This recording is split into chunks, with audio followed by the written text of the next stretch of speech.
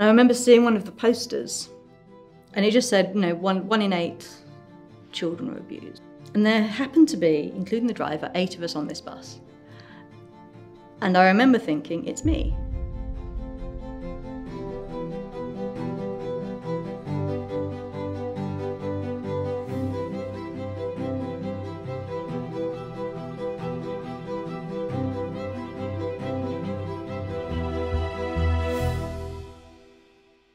I grew up in South London.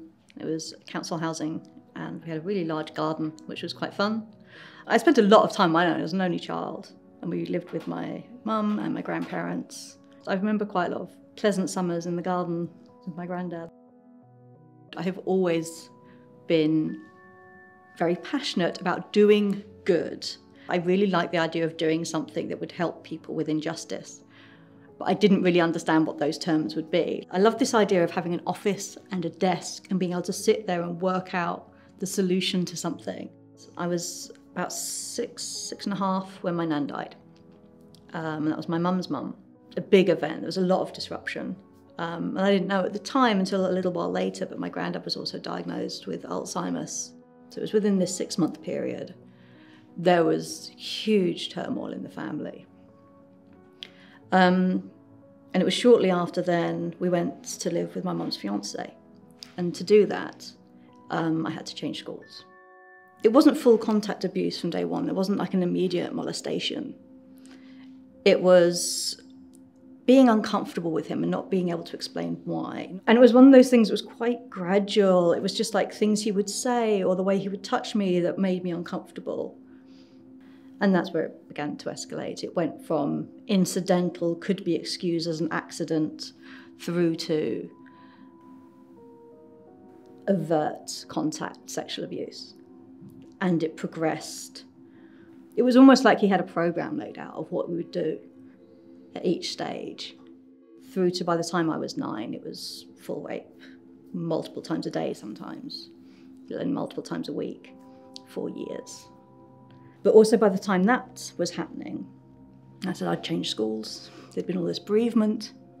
There wasn't really anyone obvious to tell. And because of the grooming, I felt quite complicit for what was happening because I hadn't spoken out at any earlier point. I wasn't really involved in like after school clubs or anything like that. The things I ended up getting involved with outside school were connected to him. He would take me to things. And that was seen as a treat, when actually he was using those as opportunities to abuse me. Plus, there was always this kind of threat of the abuse being worse, that he would try not to hurt me.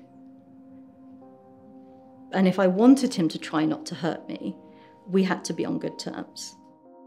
And that was something I really struggled with for a very long time, because I felt complicit, because I would be negotiating for what he would do and wouldn't do and the way things would happen. I'd changed schools like several times while this had happened.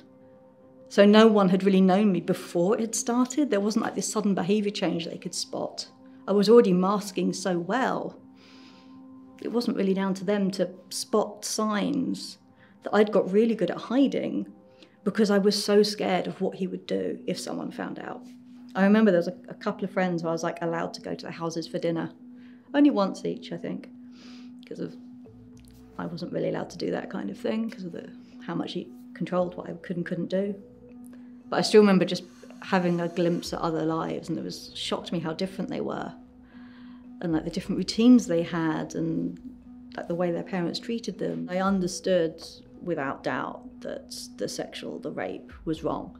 I knew that wasn't right, but it was so terrifying. I mean, there's the vulnerability of being in that position, but there is also the extreme physical pain and the terror that leaves you with. So I know my mum didn't know. She was working nights. She worked so hard. She was so much younger than him. They met when she was about 23, and he was about 41. And he'd lied about his age. He'd lied about so many things to her as part of like wooing her.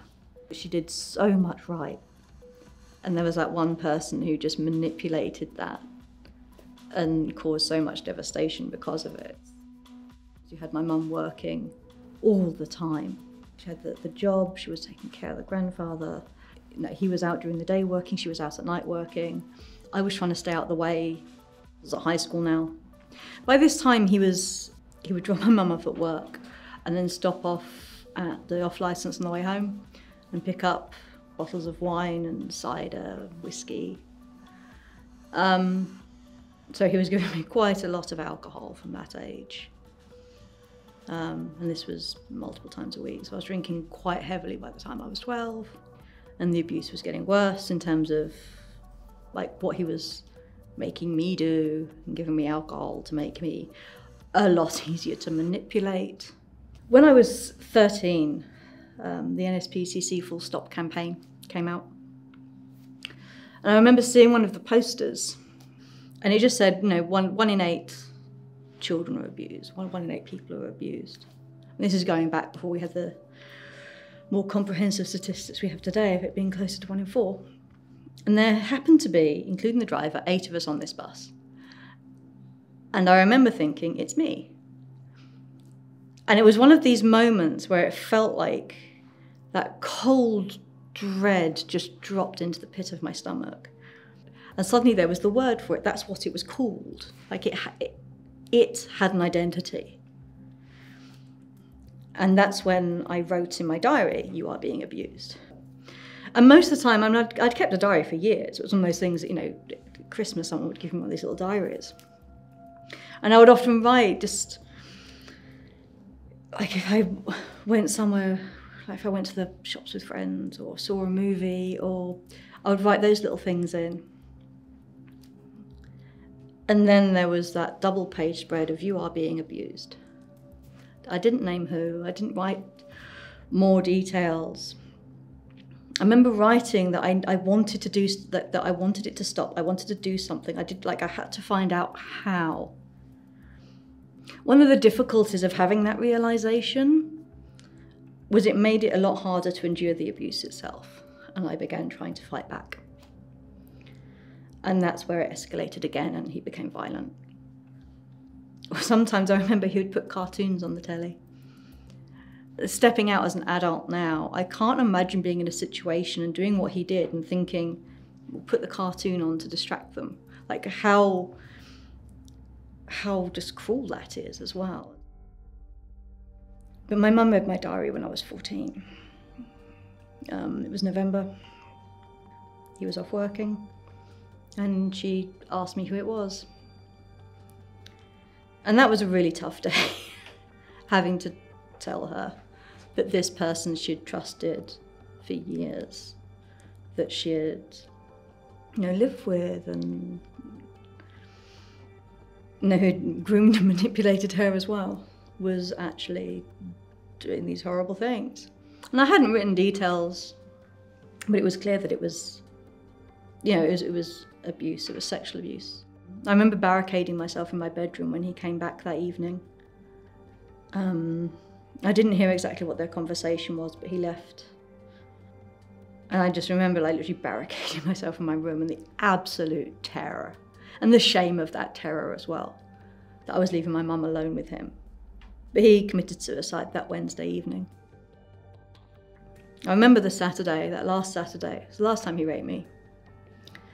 And after the rape, he was standing by the window smoking a cigar, talking about whether or not he should kill himself. And it was one of those conversations where he was quite graphic about things. And I was, you know, literally lying in his bed trying to put myself back together and trying to find a way to convince him not to kill himself.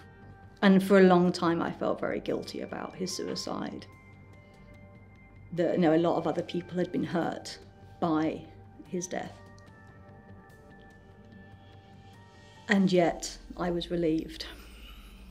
And that was a difficult thing to come to terms with. But the police came round. So it was a discovery rather than a disclosure.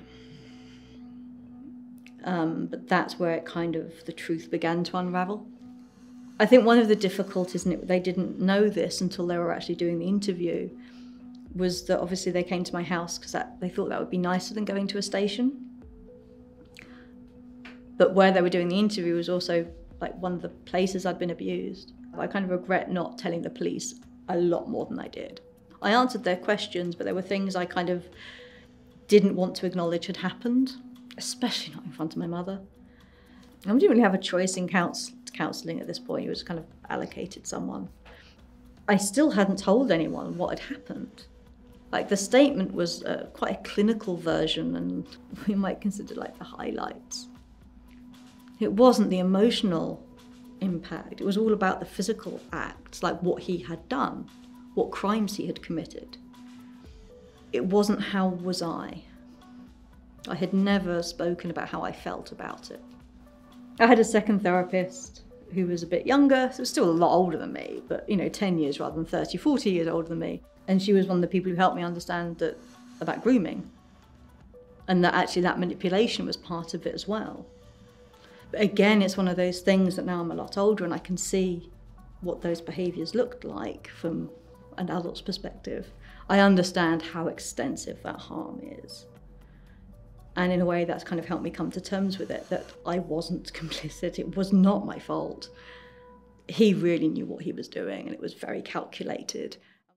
So I found NAPAC, which is the National Association for People Abused in Childhood, and it provides emotional support to adult survivors of any type of abuse in childhood. So any adult survivor of any type of abuse, the only national charity that does what it does, which was quite wonderful to find, because I'd had both men and women disclosed to me, both sexual and physical abuse, emotional abuse, neglect. The fact that there was a service that was actually focused on the person, and it put the person first. It was like centered on the survivors. It was really validating just to know that service exists. But it wasn't for quite a few years until I saw a job. And I have never tried harder in an interview process. I gave it my all. It is something me and my boss still laugh about. It's just I went all out for that, and I wanted that job. I completed a doctorate last year, and it was on survivors as stakeholders. And it was amazing having NAPAC support being able to do this, because I knew from the data we had, it's all anonymous, it's all confidential. But people have been trusting us for 25 years, and they'd been telling us what they needed, what they wanted, what was difficult for them when they were trying to access support, what was hindering their recovery and healing, as well as what was helping them, what their aspirations were. Because that was also one of the things that really struck me, that when the abuse ended for me, that wasn't suddenly everything was fine. Then the healing began. And the healing takes a really long time. I'm engaging with that for the rest of my life. When I was doing the research, I literally read tens of thousands of these stories. There's like over 80,000 to begin with. My research spans 15 and a half years and includes 46,300 entries about the reasons people called us, so what it was they were seeking. And that was really important, like what is it they want? I absolutely love my job. I love that I get to wear all three of my hats, that I never have to hide that I'm a survivor. And I like that I get to be an academic, and I get to use my research now to use this evidence base we've uncovered. We've found a way to use this evidence base,